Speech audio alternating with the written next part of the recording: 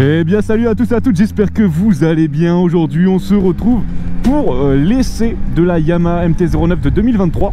Donc petit spoiler dès le début, c'est une 120 chevaux, c'est une full. Donc pour les personnes qui voudraient le voir pour le permis A2, vous pourrez prendre en compte tout sauf le côté, on va dire, puissance de la moto.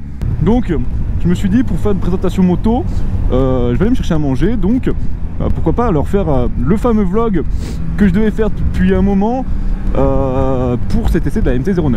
Alors je reviens juste 5 secondes sur le pourquoi du comment, pourquoi ça fait un moment que j'ai pas sorti de vidéo, j'avais dit que j'en ressortirais une, etc. Bon, j'ai eu un petit problème, je me suis fracturé le poignet. Donc ce qui a fait, bon attendez, faut que je retourne direction Clermont-Ferrand, ce qui a fait que malheureusement c'était un peu compliqué de conduire avec un poignet fracturé. Vous en doutez, il y a vraiment plus simple que conduire avec le poignet fracturé. Donc aujourd'hui on va pouvoir enfin faire cette fameuse présentation avec d'ailleurs mon nouveau joujou, parce que comme je l'avais dit en vidéo il y a quelques temps, je l'ai acheté il n'y a pas si longtemps que ça, cette MT-09. Merci tout le monde, c'est gentil. Donc on va rouler tranquillement aujourd'hui, pour une fois. Pour la première fois de la chaîne on va rouler tranquillement. Du coup on se retrouve sur cette fameuse MT-09 de 2023. Donc il y avait déjà la nouvelle gueule, bon ils ont encore changé de tête à l'avant, mais il y avait la gueule qui était, qui à mon sens était mieux que celle qui est actuellement, avec les rectangles et leur Bumblebee qu'ils ont fait en, on dirait un jouet Toys R Us là actuellement.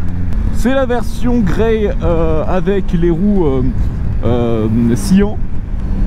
Elles sont vraiment magnifiques, on fera un arrêt tout à l'heure, je vous montrerai la moto à l'arrêt comme d'habitude avec le son du pot. Et pour une fois vous aurez la chance d'entendre un pot d'origine.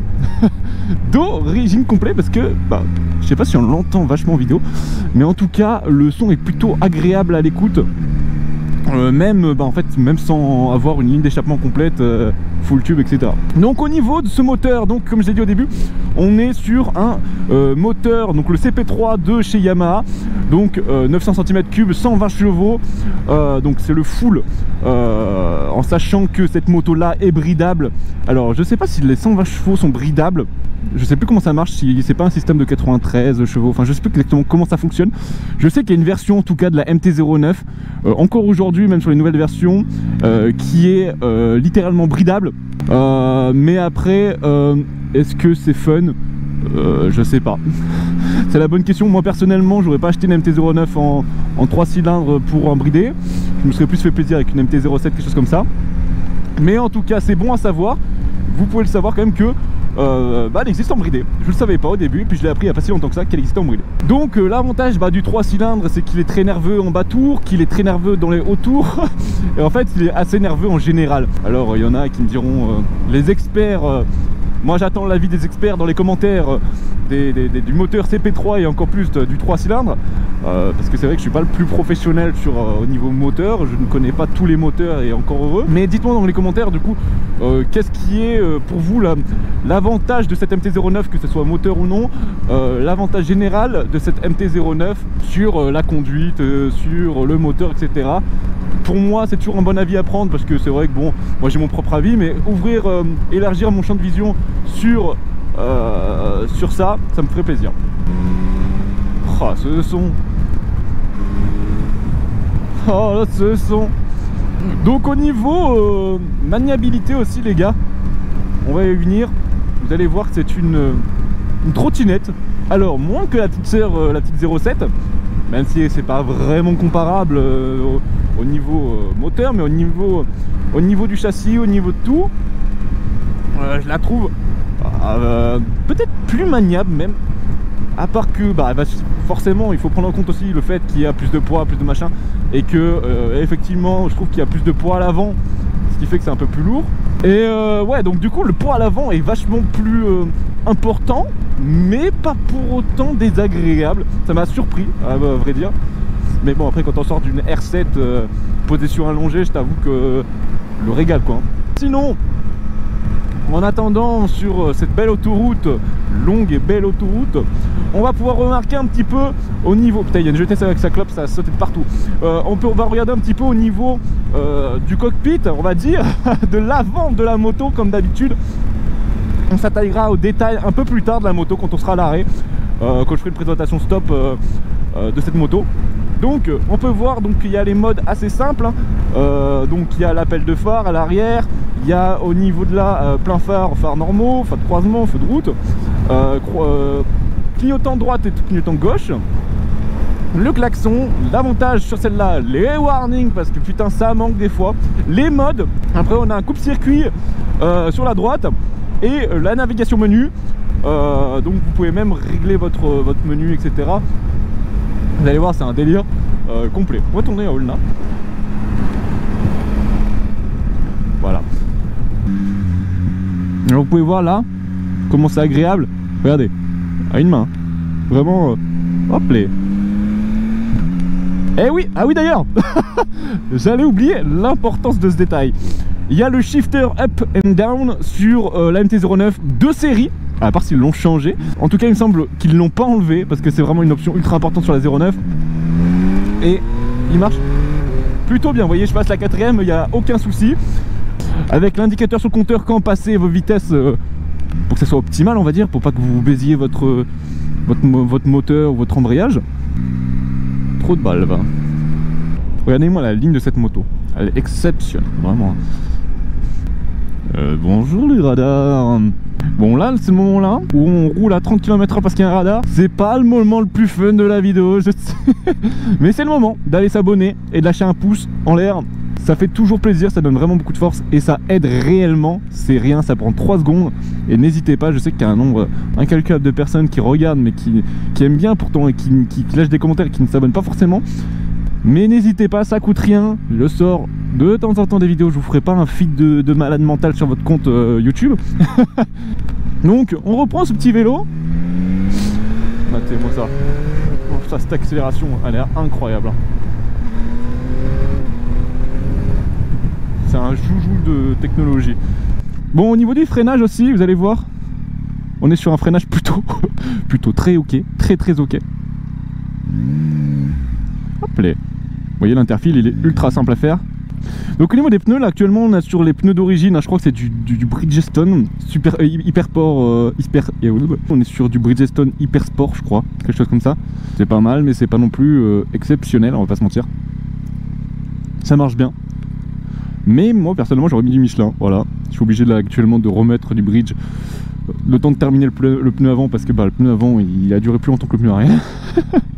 Mais après je passerai sur du Road 5, quelque chose comme ça. Donc vous allez voir en ville, le comportement ville et le comportement campagne, on va dire, route tranquille, n'est pas du tout la même. C'est à dire que la moto là actuellement à 63 degrés, vous allez voir le comportement qu'elle a est bien moins sympa. Elle kiffe beaucoup moins du coup la ville, tout comme vous je suppose. Mais vous allez voir, c'est pas le plus agréable de rouler en ville en général en moto.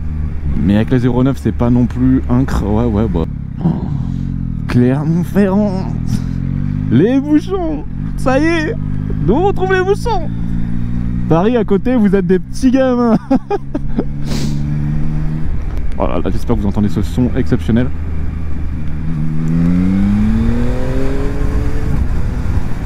Merci frérot. J'ai pas forcément envie d'accélérer, mais tu me laisses passer depuis tout à l'heure.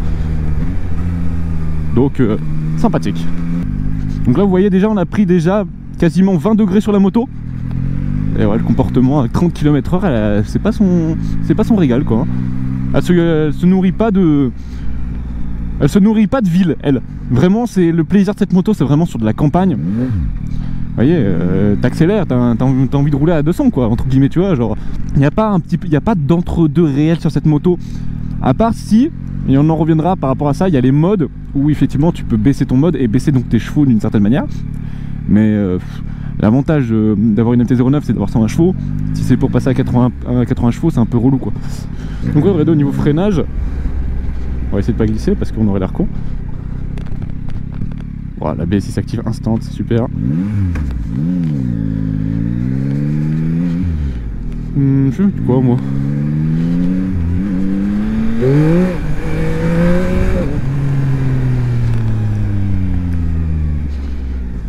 Donc voilà, cette jolie MT-09. Donc, comme je l'avais dit au début, là c'est du Bridgestone, voilà, du Sport Max. Au niveau du pneu, on est vraiment bien. Donc ce qu'on va faire, c'est qu'à l'arrêt, on va repartir de l'avant jusqu'à l'arrière et on reviendra au Komodo jusqu'à la fin. Donc au niveau du coloris, on peut voir juste en général, donc le noir à l'avant, gris un petit peu nardo, et les roues sillants avec une petite touche raide. C'est trop, ça en fait ça rappelle ce qu'il y a sur le carénage. Ensuite on voit que moi ce qui m'a le plus impressionné, c'est l'énorme réservoir qu'il y a à l'avant pour une selle aussi compacte. Je crois que c'est 14 litres, quelque chose comme ça, le réservoir. Et donc le fameux feu qu'on disait au début. Alors ça c'est une bulle que j'ai acheté entre temps, je sais pas si elle est d'origine. Au niveau des suspensions, j'ai oublié d'en parler, elle est vraiment ultra agréable au niveau des suspensions. Elles sont réglables, il me semble, si je vous dis pas de bêtises, rapido. Ouais, elles sont réglables il me semble. Donc c'est parfait. Moi je vous avoue que je n'ai pas touché spécialement parce que genre... j'ai pas eu besoin de les toucher, moi la suspension m'allait très bien pour ce que je fais. Mais vous pouvez régler il me semble, je vous confirmerai ça dans la description si jamais. Donc on en revient sur ce moteur CP3 effectivement, la 900, donc 120 chevaux, excellent moteur, bah, c'est l'un des moteurs les plus fiables de chez Yamaha. Très agréable. Et d'ailleurs on retrouve là le shifter donc de cette MT-09, un pen-down je le rappelle toujours. Donc au niveau des clignots, on est sur du clignot à LED. Et l'avantage d'ailleurs qu'on a, c'est que quand vous mettez les warnings, vous pouvez couper la moto et ça continuera en warning. Je sais qu'il y a des motos qui ne le font pas ça. C'est-à-dire que vous mettez le warning, vous le coupez, tout s'éteint, même le warning. Donc c'est ultra chiant. Là si vous êtes sur l'autoroute, ça se coupe. Par contre si vous voulez l'enlever, donc là je viens de l'enlever, vous voyez ça continue. Si vous voulez l'enlever, il faut redémarrer la moto et l'arrêter. On va juste écouter rapidement le son de cette moto. Je vais ouvrir le casque d'ailleurs. Donc là on entend le son rapidement.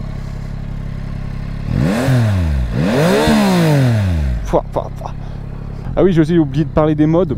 Donc bon, on va le faire à l'oral rapidement. Les modes, surtout je les connais pas par cœur, faudrait que je re-regarde exactement. Mais en gros, tu as un mode pluie, tu as un mode conducteur temps sec, etc. En gros, c'est-à-dire qu'il y a des modes, tu peux enlever l'ABS, tu peux enlever en gros entre guillemets l'anti-patinage, anti-wheeling.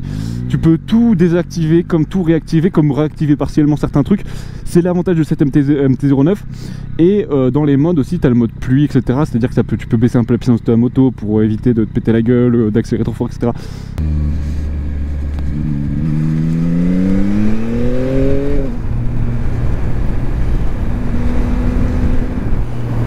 Bon, en tout cas, les amis, j'espère que cette vidéo vous aura plu. Si vous avez des questions, des commentaires à faire sur cette moto, n'hésitez pas. Je prends tous les commentaires sur ces motos.